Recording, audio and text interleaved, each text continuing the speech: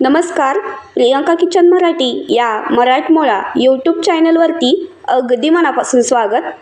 आज आपण एकदम पारंपरिक पद्धतीने महाराष्ट्राचा फेवरेट हेल्दी आणि टेस्टी असा सुंटवडा रेसिपी पाहणार आहोत. त्यामुळे रेसिपी अजिबात स्किप न करता शेवटपर्यंत पहा. सुंटवड्याची रेसिपी अगदी डिटेलमध्ये शेअर करणार आहे, त्यामुळे थोडा जरी व्हिडिओ स्किप केला तर रेसिपी तुम्हाला समजणार नाही. त्यामुळे अगदी रेसिपी कंटिन्यू करा. चला मग आता सुंटवड्याच्या रेसिपीला सुरुवात करूया. हा सुंटवडा सासूबाईंचं ऑपरेशन झालंय म्हणून त्यांच्याकरता मी पौष्टिक असा सुंटवडा बनवतीये. सुंटवडा बनवायला एकदम सोपा आहे. तर अर्धा किलोच्या प्रमाणामध्येच मी सासूबाईंसाठी सुंटवडा बनवणार आहे. आता अर्धा किलोच खारीक पण घेतलेली आहे. तर खारीक छान फोडून घेतली आणि फोडून घेतलेल्या खारकेचे आतमधलं बी आणि साईडचं जे बुड असतं ते सुद्धा काढून घ्यायचंय. आता ही ओली फोडून घेतलेली खारीक जी आहे ना, ती थोडीशी तुम्हाला मिक्सरच्या भांड्यामध्ये आबडधोबड काढून घ्यायची आहे. जर तुम्ही अशीच ओली खारीक उन्हामध्ये वाळवली तर कंटिन्यू 2 दिवस त्याला वाळवायला लागतील. आणि जर तुम्ही मिक्सरच्या भांड्यामध्ये थोडीशी आबडधोबड मोठी खारीक जशी निघेल ना तशी मिक्सरच्या भांड्यामध्ये जर काढली नाही ओली खारीक आणि नंतर उन्हामध्ये वाळवली तर 1 दिवसामध्येच ती खारीक वाळते आणि सुंटवडा आपण लवकरात लवकर बनवू शकतो. आणि जर ओली खारीक तुम्ही उन्हामध्ये वाळवाल तर 2 दिवस कंटिन्यू लागतील. मग तुमचा सुंटवडा जर लवकर तुम्हाला पाहिजे असेल तर तसा मग लवकर बनणार नाही. आता मिक्सरच्या भांड्यामध्ये माझ्या जेवढी बारीक होत होती ना तेवढी मी बारीक करून घेतली, म्हणजे आबडधोबडच राहिलेली आहे. पण कारण जास्त पण बारीक करायला जाऊ नका, नाहीतर ओली खारीक असते आणि एकतर ती गरगर फिरत नाही, मिक्सरचं भांडं लवकर खराब पण होऊ शकतं. त्यामुळे थोडीशी आबडधोबडच ठेवा आणि 1 दिवसामध्ये ही उन्हामध्ये व्यवस्थित अशी खारीक वाळली जाते. तर पहा, आता मी याला उन्हामध्ये ठेवते आणि 1 दिवसानंतर चेक करते. तर बघू शकता 1 दिवस मी याला उन्हामध्ये वाळवलेला आहे. तुम्हाला आवाजसुद्धा ऐकवते, एवढी ही कडक झालेली आहे ना. आणि आता मिक्सरच्या भांड्यामध्ये टाकली तर गरगर याची पावडरसुद्धा तयार होईल आणि सुंटवड्यामध्ये ती दाताखाली खारीक कचकचसुद्धा लागणार नाही. तर तुम्हाला ही माझी खारीक वाळवायची पद्धत कशी वाटली नक्की कमेंट करा. चला मग आता सुंटवड्यासाठी काय काय साहित्य लागणार आहे ते आता मी तुम्हाला सांगते. आपण सुंटवडा अर्धा किलोच्या प्रमाणामध्येच बनवतोय. तर अर्धा किलो खारकेसाठी अर्धा किलो साखर लागणार आहे, पावशर काजू, पावशर बदाम, 1 वाटी डिंक आणि अर्धा किलोच खोबरंसुद्धा लागणार आहे. आता सर्वात अगोदर आपण डिंक तळून घेऊया, म्हणजे गॅस न पेटवता आपल्याला बाकीचा सुंटवडा बनवता येईल. चला मग आता मी लवकर डिंक तळून घेते. तर आता डिंक तळण्यासाठी गॅस चालू करून घेऊयात आणि गॅसवरती आपण कढई तापायला ठेवूयात.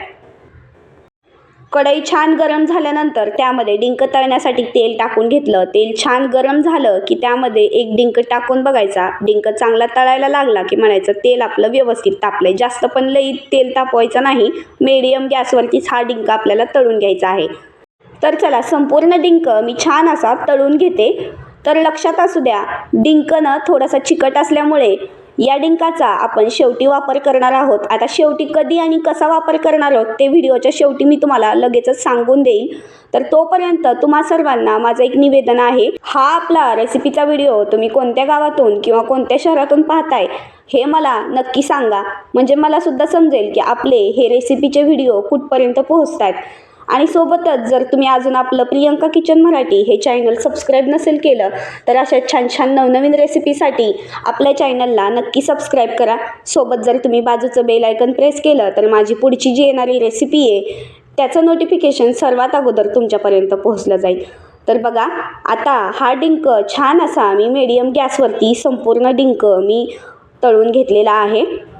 तर पाहू शकताय डिंक थोडासा चिकट आहे, त्यामुळे आपण हा डिंक आता थोड्या वेळ साईडला करून ठेवूया. आता आपण पुढची सुंटवड्याची तयारी करायला घेऊया. चला, आता एकदा सुंटवड्याचा डिंक तळून घेतलाय, आता आपल्याला गॅसची काही गरज नाही. त्यामुळे आता आपण आपल्या सुंटवड्याला बनवायला चालू करूया. सर्वात अगोदर तर आपण खोबरं मिक्सरला छान असं बारीक करून घेणार आहोत. तर खोबरं कितपत बारीक हवंय तर पहा, असं तुम्हाला व्हिडिओमध्ये जसं दिसतंय त्या पद्धतीने खोबरं बारीक करून घ्यायचं आहे. तर आता चला, छान असं मी संपूर्ण खोबरं मिक्सरच्या भांड्यामध्ये बारीक करून घेते. तर पाहू शकताय तुम्ही सगळं काही खोबरं मी मिक्सरच्या भांड्यामध्ये छान असं बारीक करून घेतलेलं आहे. आता खोबरं काढून झालेलं आहे.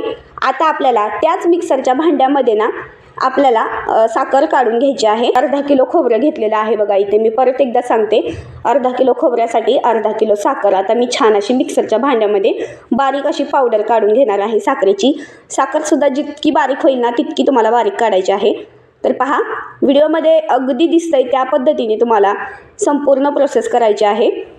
तर आता मी साखरसुद्धा मिक्सरच्या भांड्यामध्ये संपूर्ण छान अशी बारीक करून घेते। तर बघू शकताय, संपूर्ण साखरसुद्धा मी मिक्सरच्या भांड्यामध्ये छान अशी बारीक करून घेतलेली आहे। मिक्सरचं भांडं चेंज करायचं नाही, नाहीतर सारखं चेंज करत बसाल तर मात्र तुम्हाला सुंटवडा बनवायला खूप जास्त टाईम लागेल। तेच मिक्सरचं भांडं घ्यायचं आणि परत साखर काढून झाल्यानंतर आपल्याला लगेचच आता खारीक काढून घ्यायची आहे। तर साखर छान आता खोबऱ्यामध्ये मिक्स करून घ्यायची आणि लगेचच आपल्याला त्याच मिक्सरच्या भांड्यामध्ये खारीक काढून घ्यायची आहे। तर चला, आता जी आपण वाळवलेली खारीक आहे ना, छान अशी थोडीशी आबडधोबड मिक्सरच्या भांड्यामध्ये काढली होती, एक दिवस उन्हामध्ये वाळवली होती, तीच खारीक आता मिक्सरच्या भांड्यामध्ये काढून घ्यायची। तर बघा, चांगली अशी पावडर झाली आहे की नाही। आता अशी जर तुम्ही खारीक वाळवली ना कधी, तर तुमच्या सुंटवड्यामध्ये ती खारीक अजिबात कचकच लागणार नाही। तर बघू शकताय, संपूर्ण खारीक आता मिक्सरच्या भांड्यामध्ये छान अशी मी पावडर काढून घेतलेली आहे। जेवढी बारीक होईल तेवढी मी आता खारीक बारीक करून घेतलेली आहे। आता मिक्सरचं भांडं बिघडण्याचे काही चान्सेसच नाहीत, कारण आपण वाळवलेली खारीक आणि पटकन ती बारीक होऊन जाते मिक्सरच्या भांड्यामध्ये। आता खोबऱ्यामध्ये आणि साखरेमध्ये ही खारीक छान अशी काढून घेतलेली मिक्स करून घ्यायची आहे। तर आता आपण काजू आणि बदाम जे आहेत ना ते अगोदर तर आपण काढून घेणार आहोत, आणि डिंकाचं कधी वापर करायचं ते मी सांगेलच लवकरच। त्या अगोदर आता मी बदाम काढून घेते। बदामसुद्धा मिक्सरच्या भांड्यामध्ये अगोदर छान असं बारीक करून घेतलेलं आहे। आता त्याच मिक्सरच्या भांड्यामध्ये आपल्याला काजूसुद्धा लगोलग बारीक करून घ्यायचे आहेत। तर चला, आता छान असे काजूसुद्धा बारीक करून घेऊया। तर बघू शकताय, काजूसुद्धा मिक्सरच्या भांड्यामध्ये छान असे बारीक करून घेतलेले आहेत। तर आता आपला हा सुंटवडा बनतच आलेला आहे। तर आता लास्ट प्रोसेस आहे डिंकाची। तर आपण डिंक का शेवटी वापरतोय, तर मी अगोदरच सांगितलं, डिंक चिकट असल्यामुळे आपण सगळ्यात शेवटी डिंकाचा वापर करायचा आहे। अगोदर जर तुम्ही डिंक टाकला तर मग सुंटवडा बिघडला म्हणजे बिघडलाच, असं नाही करायचं। तर डिंक सर्वात शेवटी सुंटवड्याच्या टाकायचा, म्हणजे तो व्यवस्थित असा मिक्स होतो आणि डिंकाचा सुगंध अख्ख्या सुंटवड्यामध्ये पसरतो। डिंक टाकल्यामुळे सुंटवडा खूप जास्त चविष्ट होतो, त्यामुळे डिंक ऑप्शनल आहे, नक्की टाका। तर चला, छान असा डिंक मी छान सुंटवड्यामध्ये मिक्स करून घेते। तर पाहू शकताय, थोडंसं ना तुम्हाला सुंटवडा मिक्स करताना सुद्धा हा डिंक थोडासा चिकट चिकट लागेल। तर काय करायचं, दोन्ही हाताने असा सुंटवडा मस्त असा डिंकामध्ये चोळून घ्यायचा, म्हणजे तो सर्वत्र डिंक पसरतो सुंटवड्यामध्ये। आता सर्वत्र डिंक सुंटवड्यामध्ये छान मिक्स करून घेतल्यानंतर थोडीशी हळद टाकायची आहे। हळद टाकल्यामुळे सुंटवडा दिसायला खूप छान दिसतो आणि पिवळसर रंग सुद्धा येतो त्याला थोडासा।